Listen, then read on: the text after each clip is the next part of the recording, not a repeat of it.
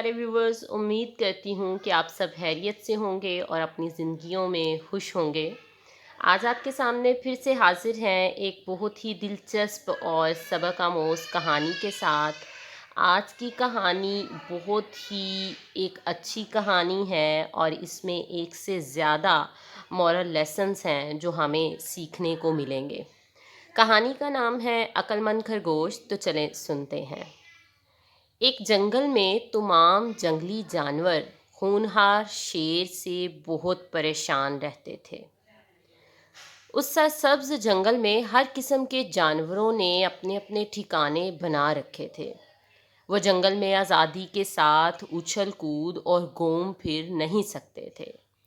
ہونہار شیر نے تمام جانوروں کا ناک میں دم کر رکھا تھا۔ ہر وقت ان کی گات میں رہتا تھا، کوئی دن نہ جاتا تھا کہ جب وہ کسی نہ کسی جانور کو اپنا لقمہ نہ بنا لیتا۔ غرض کوئی بھی جانور اس جنگل میں اپنی جان کو محفوظ نہیں سمجھتا تھا۔ سب جانور اس پریشانی میں مبتلا تھے کہ اگر اسی طرح ہی دن اور رات گزرتے رہے تو ہمارا جلد خاتمہ ہو جائے گا۔ سب جانوروں نے مل کر ایک تجویز سوچی اور پھر ایک دن شیر کے پاس حاضر ہو کر کہنے لگے، جہاں پناہ، آپ ہمارے بادشاہ ہیں اور ہم رعایا۔ ہمارا فرض بنتا ہے کہ ہم آپ کی آسائش اور خوراک کا خیال رکھیں۔ ہم ہر روز وقت مقررہ پر آپ کو ایک جانور مہیا کر دیا کریں گے۔ آپ کو آگے پیچھے جا کر تکلیف فرمانے کی حاجت نہیں رہے گی۔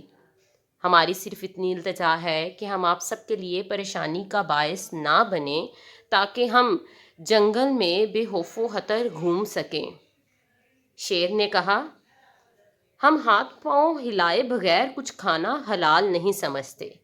پہلے کوشش پھر توکل ہمارا حصہ ہے۔ حرکت میں برکت ہے۔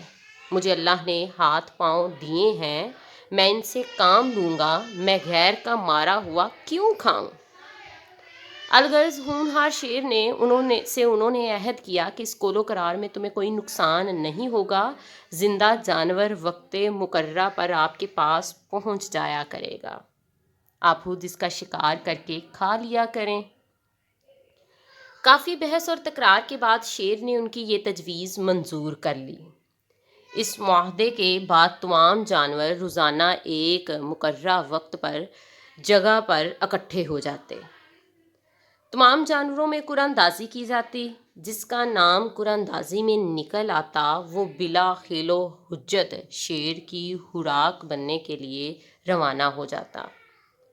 اس معاہدے پر کافی عرصہ عمل درآمد ہوتا رہا۔ تمام جنگل میں بے فکر ہو کر گھومتے تھے جانور۔ چونکہ شیر کو باقاعدہ کھانا مل رہا تھا اس لیے وہ بھی جانوروں کو ناحق تنگ نہیں کرتا تھا، اور اس معمول کی قرعہ اندازی میں ایک دن خرگوش کے نام کا قرعہ نکل آیا۔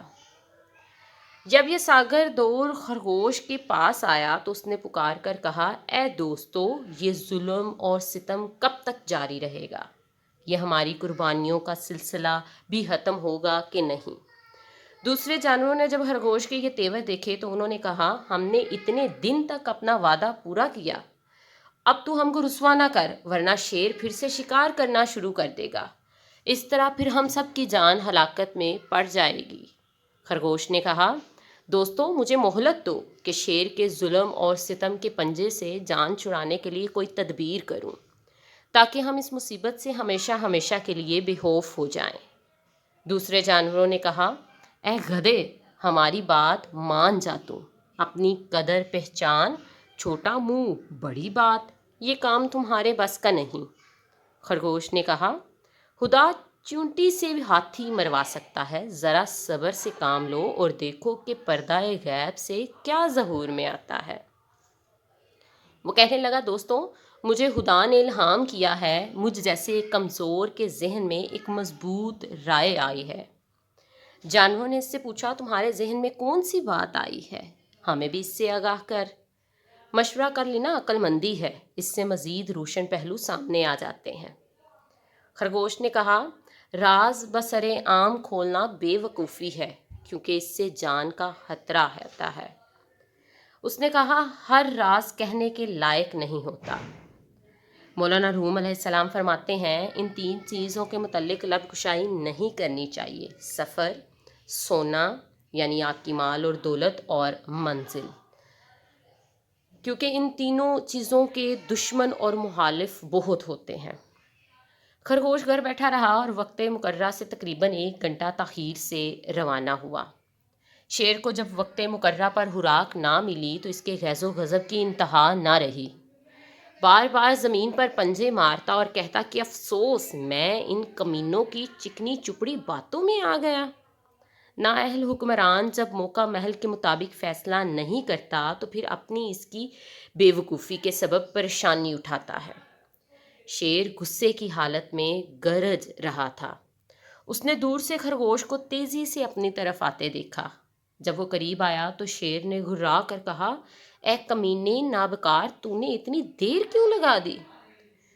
خرگوش نے دستے بستہ عرض کیا، اے بادشاہ سلامت، اگر جان کی ایمان پاؤں تو دیر آنے کی وجہ بیان کروں۔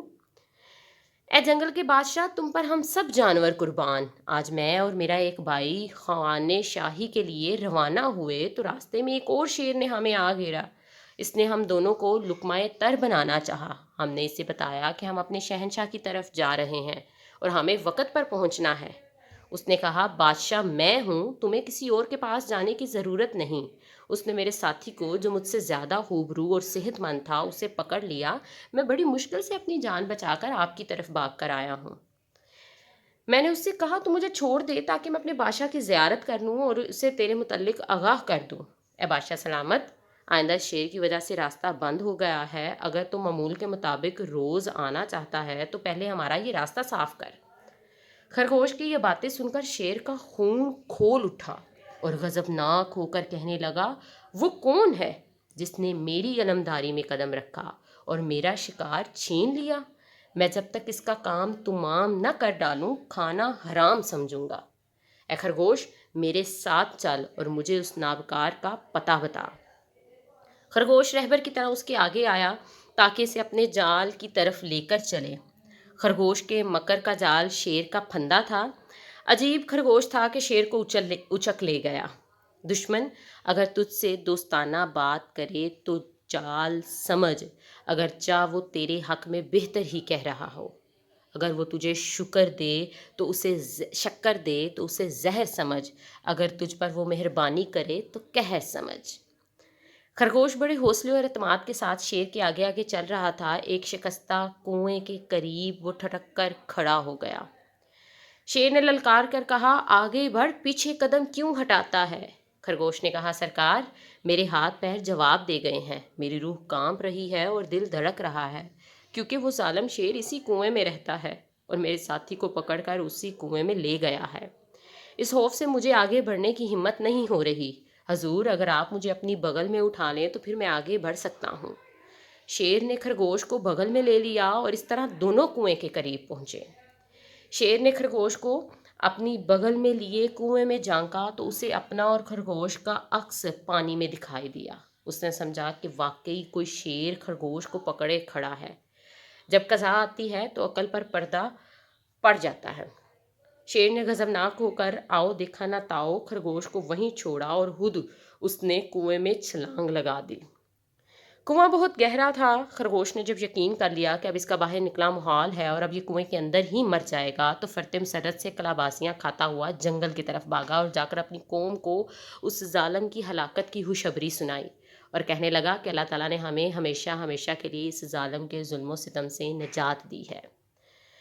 دنیا کے تمام شیروں کا سر جھک گیا جب قضاء و قدر نے اصحاب کہف کے کتے کو غلبہ دیا۔ تمام جانوروں نے خرگوش کو اس کی عقل مندی پر داد دی۔ جانوروں نے کہا، تو آسمانی فرشتہ ہے یا پری، یا تو پھر نر شیروں کا ملک الموت ہے؟ تجھے یہ تدبیر کیسے سوجی کہ تو نے اس ظالم کو ہلاک کیا؟ خرگوش کہنے لگا، اے دوستو، یہ سب کچھ اللہ تعالیٰ کے فضل و کرم سے ہوا، ورنہ میری کیا طاقت تھی کہ اس ظالم سے عہدہ برا ہوتا۔ تعریف اور شکر کے لائق وہی پاک ذات ہے جس نے مجھ کو عقل، حوصلہ اور سمجھ عطا کی۔ مولانا روم فرماتے ہیں، اے ساتھیو، ہم نے باہر کا دشمن مار ڈالا، لیکن اس سے زیادہ بدترین دشمن ہمارے اندر بیٹھا ہے۔ अब इसकी फ़िक्र करो। बातिन के शेर को काबू करना खरगोश जैसे जानवर का काम नहीं है। तो प्यारे दोस्तों, इस कहानी से हमें जो सबक मिलता है, जो ज़िंदगी गुज़ारने के लिए हमें जो सबक मिलता है, वैसे तो इस कहानी के अंदर बहुत ज़्यादा सबक मौजूद हैं, बहुत अच्छे सबक मौजूद हैं, जो कि इस वीडियो के टाइटल में आपको शो हो रही हैं। सफ़े बिछाड़ने वाला शेर बनना तो आसान है, लेकिन हकीकी शेर तो वो है जो अपने नफ्स को काबू करे और इसे शिकस्त दे।